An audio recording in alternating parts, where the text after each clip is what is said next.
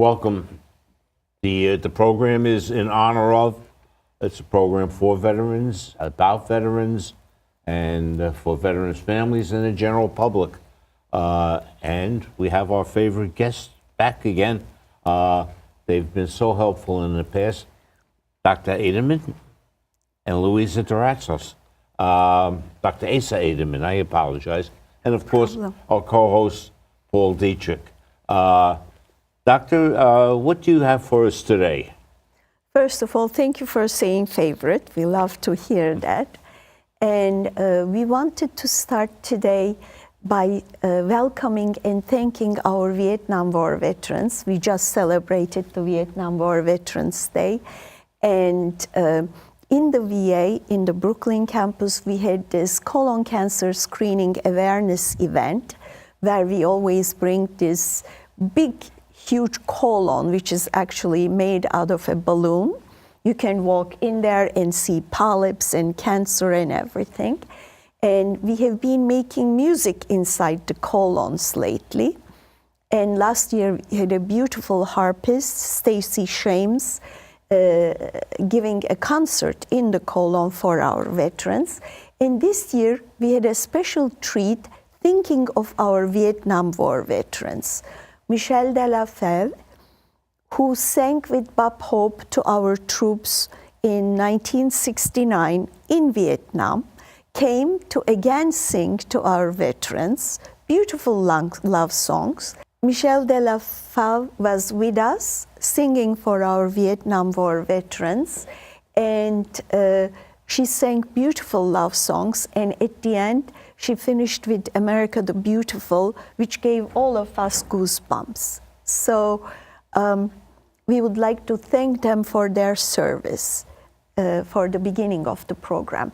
So we would like to look at some of the issues inflicting them and talk about some of the eligibility changes for service connection. And we would like to turn to Louisa and Paul.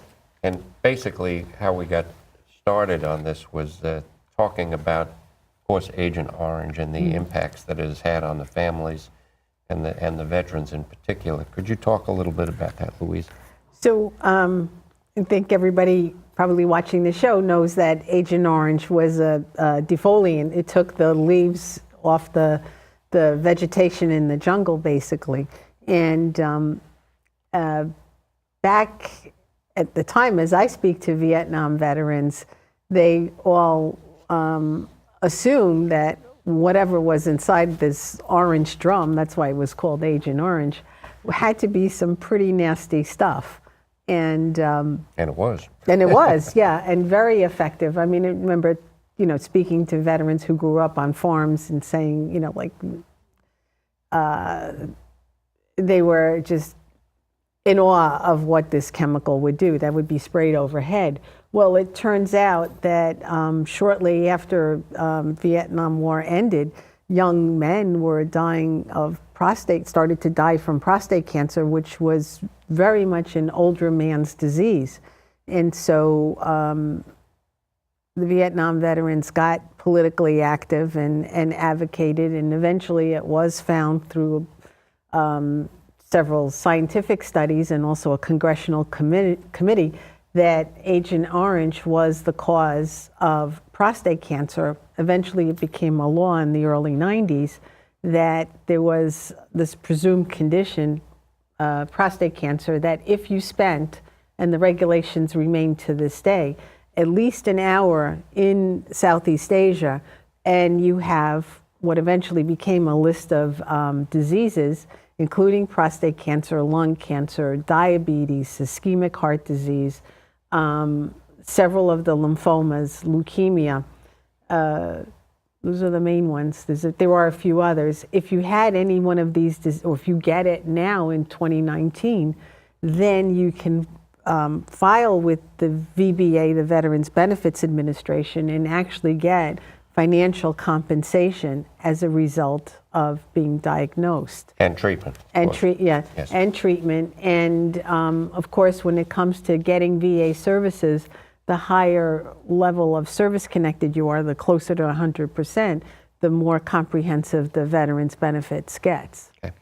And I know that quite a few of the veterans recently have talked about the recent court case where you had a veteran who served offshore, and the presumption is now that up to 12 nautical miles offshore by that court case is probably going to be also considered within having served in Vietnam. Right. So these are Navy veterans who generally served on aircraft carriers. Yes.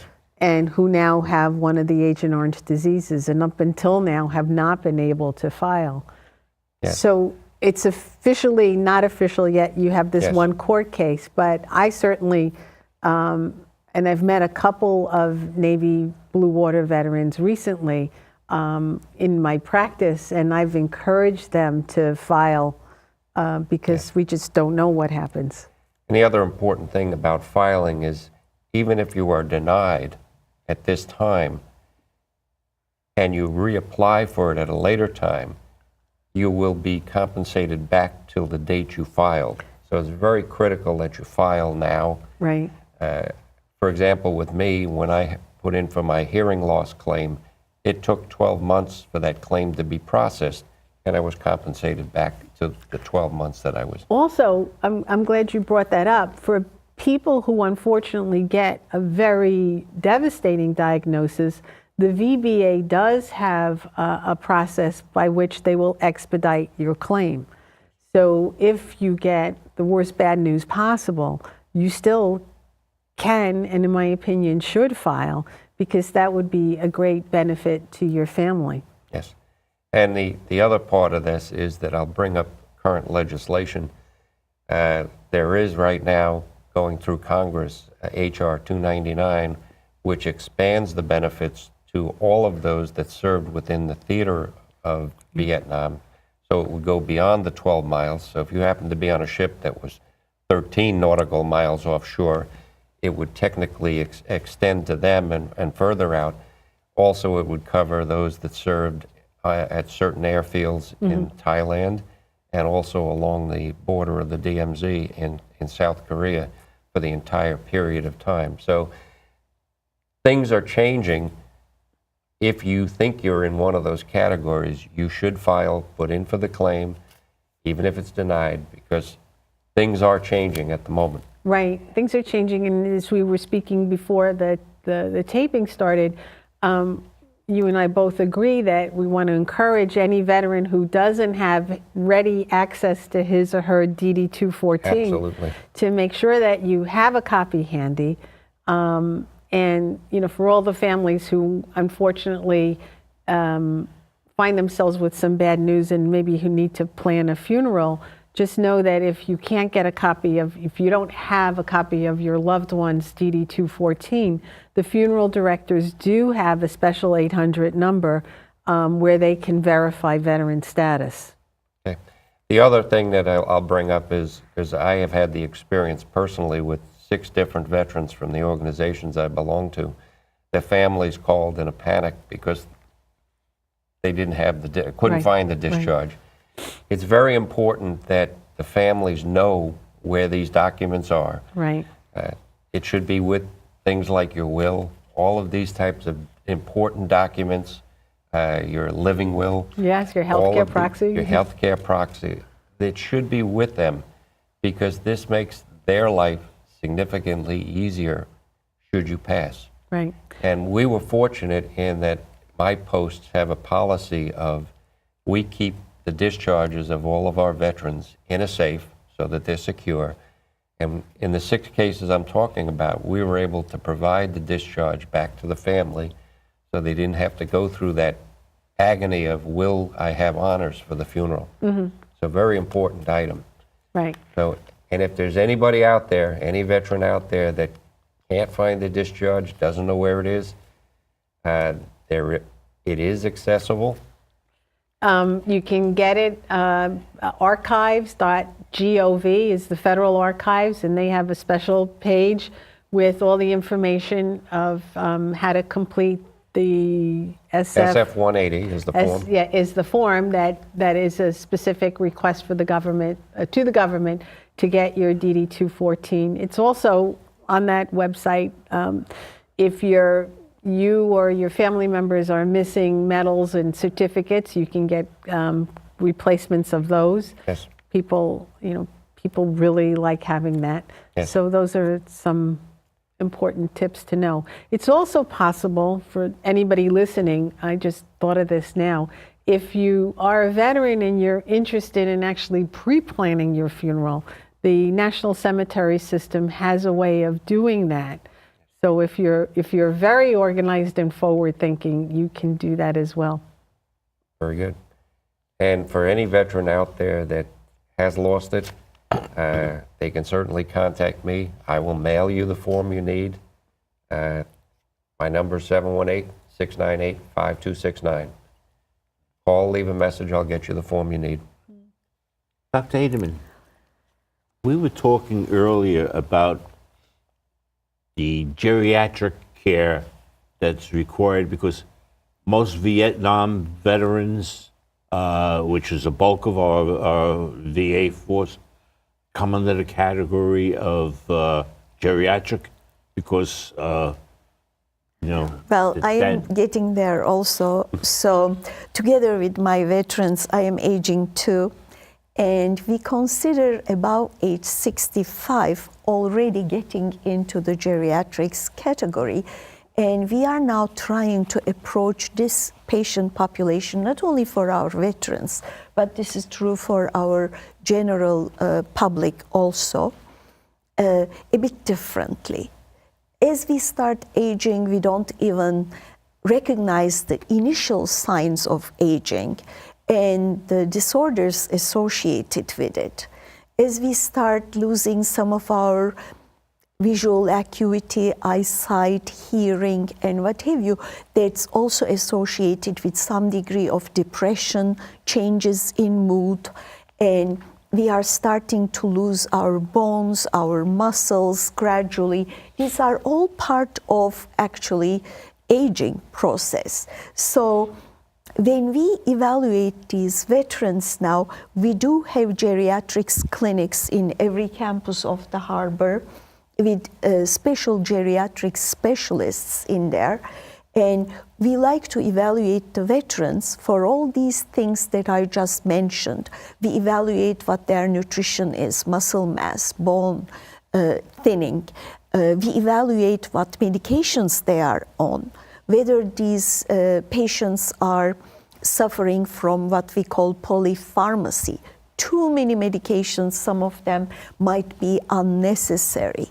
So some of them might diminish their reflexes. Like if you get up suddenly, you might feel lightheaded and dizzy with some of the blood pressure medications. Proper education, proper teaching can really prevent falls. When I say falls, the statistics there are really, really bad.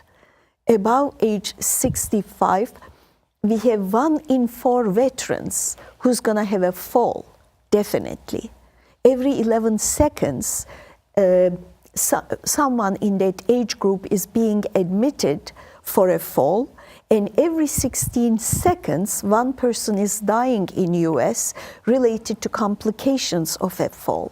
These are very bad statistics. We have a national fall prevention program that looks at medications, that looks at proper exercise ahead of time so that we keep our muscles and physical health intact to avoid falls to begin with. And then comes the importance of preventive measures, preventive equipment, like in the showers or bathtubs, removing all loose kilims and stuff in your walking areas. So these are simple things we can do to avoid these falls. We also look at depression, recognition of depression, which can impact everything. A depressed patient is not going to exercise, is not going to take his medications appropriately. So we have to look at this, recognize it early on, and immediately look into it. You don't always need to have medications. We have a huge mental health team, and you met Dr. Adam Walken and his team over here. We have psychologists. I personally have my liver team psychologists. Without them, I couldn't even survive. And they don't necessarily give medications, but just have sessions to talk to you with proper interventions. Then comes the other fun parts of aging, where we can also intervene very easily with either medications or exercises, or removing some trigger medications like urinary incontinence, fecal incontinence. People are even ashamed of talking about it. That comes with aging. We can look at financial concerns. You have a whole social work teams that are there with you. Then we can look at goals of care. We just discussed the importance of having a living will, a healthcare proxy, or a power of attorney. Those things should be looked at ahead of time. I wanted to specifically emphasize few things that are just coming into play. They are the hot topics in current medicine. Of course, bone health is one of them. We completely neglect our bones in general till somebody tells us, or you have osteoporosis, or you have severe back pain and realize that your vertebral bodies are breaking and you are getting the back pain from that. So we need to understand the importance of getting bone mineral density measurement. It's not only in women, but men need that too. And you measure it. If you are really starting to lose bones, take the proper precautions. What are the best precautions? Check your vitamin D level. Vitamin D is the vitamin of the bone, but at the same time, we are now realizing it's really a very important vitamin, which is considered a cytokine. Like if you have low vitamin D levels, my liver patients scar the liver faster. You can develop heart disease faster, multiple cancers. The incidences are much higher if your vitamin D levels are low, including liver cancer. So I check vitamin D in all my veterans and replace it if it's low. Appropriate calcium intake, and I cannot emphasize this enough, exercise, exercise, exercise. So, Paul, you can show us now your Fitbit. How many steps yesterday? 12,000. 12,000 steps a day. I am counting my steps with my cell phone. It has an app, health app, that measures every step I take. And I am trying to get to 6,000, but the goal is 10,000 really. It's not only walking. We have to really work on our muscles. You are all Army, Navy people. You know the importance and how to exercise. Having small weights, dumbbells, I know you were sending them out, right, Paul? Yeah, post office didn't like us. We sent about 90 pounds of weights to a group that was in Afghanistan. So now you have to start sending it to our veterans who are here, who are aging, and we want them to exercise. I mean, I get up in the morning and with 3 to 5 pound weights, I have to do my muscle exercises. I can assure you my neck pain, my back pain, everything depends on how regular I exercise. Yep. Even if you put in just 15, 20 minutes a day, put in that time every day and say, this is my time. Make it into a regular routine. You know the importance of a routine. And if you put that together with healthy eating habits, appropriate protein intake, 1 to 1.5 grams of protein a day is a must. And then you can add the appropriate amount of carbs and fats to it. But that's really important.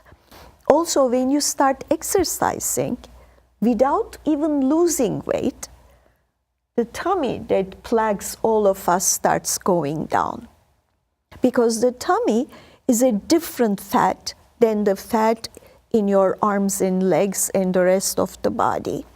This is the menace that's associated with insulin resistance. That's what gives us the type 2 diabetes. That's associated with fatty liver and with all its complications, including liver cancer, which is the biggest pain in my neck because I'm seeing patients with fatty liver even without cirrhosis with cancer, and that's not fun. So those are all things which is going to benefit from just starting to walk and exercise. We really would like to emphasize also the importance of general health screenings. Screening for cholesterol and lipids, screening for cancers. This month is Colon Cancer Awareness Month. Unfortunately, despite all our efforts, this year again, at least 50,000 people will die of colon cancer. And this is a completely avoidable cancer. In Harbor, VA New York Harbor, we cut down the colon cancer incidence by half with our colonoscopy efforts.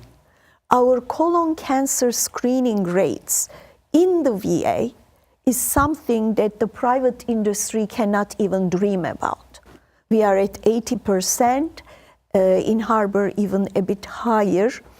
If you put colonoscopy together with stool tests. We used to check the blood in the stool in the past. Now we are looking actually more detailed FIT testing, fecal immunochemical testing. And if it's positive, we immediately get the veteran to colonoscopy. I want you also to understand the differences between these two tests. When we do colonoscopy, we avoid cancer from happening. You don't develop cancer because we remove the small polyps and they cannot develop into cancer. With these stool-based tests, we catch cancers early. So you still have to be treated for cancer, but curatively.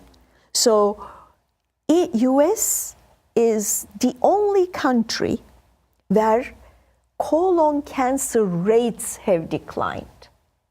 This is different than diagnosing it early with the stool tests because we primarily were emphasizing colonoscopy as a screening tool. I still do.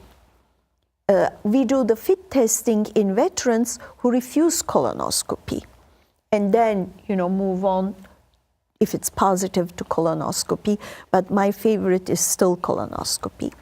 So I am not even asking, I am sure both of you had your colonoscopy. I did. Yes.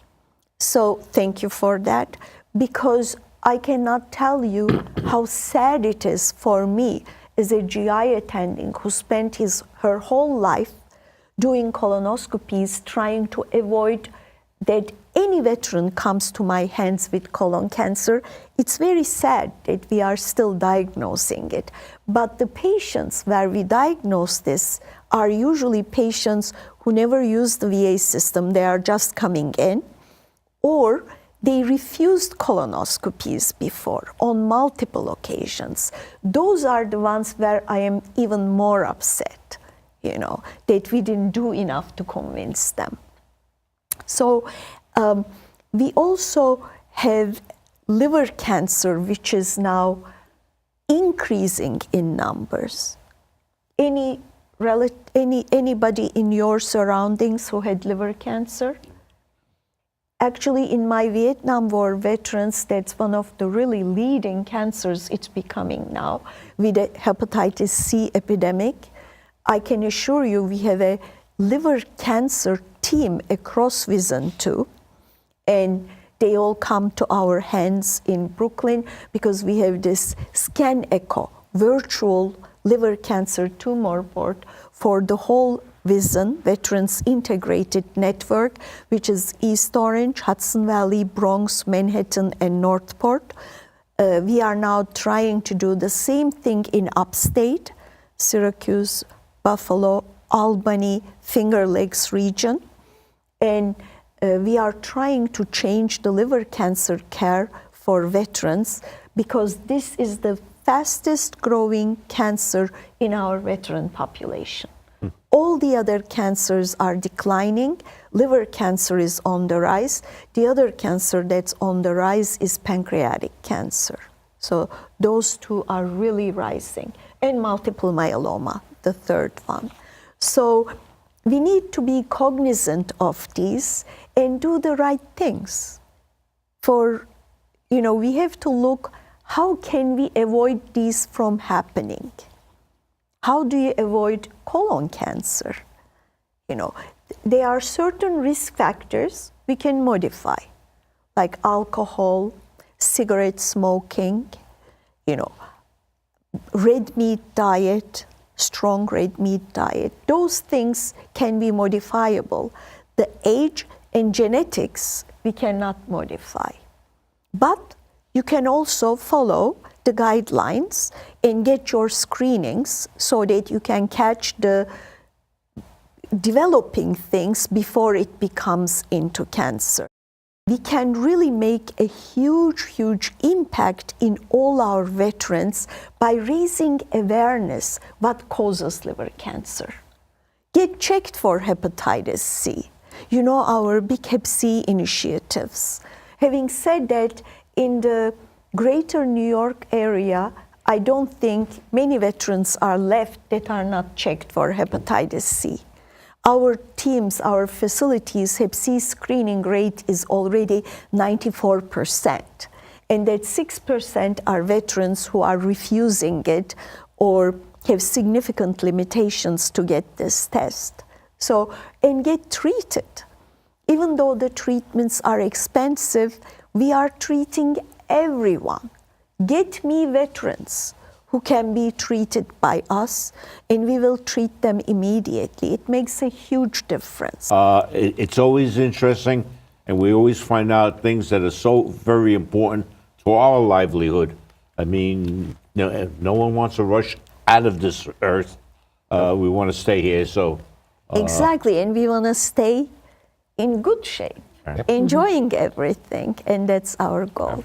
Thank you. You've been watching In Honor Of, and we love bringing this program to you, and it's for your information and your benefit, and for all the veterans out there, good health, good life, and to all of the watchers, people who are watching, good health and good life as well. Okay, Paul, thank you. Louisa, Dr. Aytaman, thank you so much.